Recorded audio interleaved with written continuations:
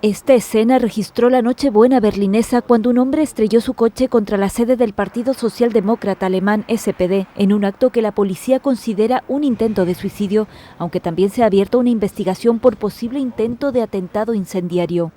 El conductor resultó herido leve y fue trasladado a un hospital, pero pudo ser interrogado y declaró que su intención era quitarse la vida, según informó la policía de Berlín en su cuenta de Twitter.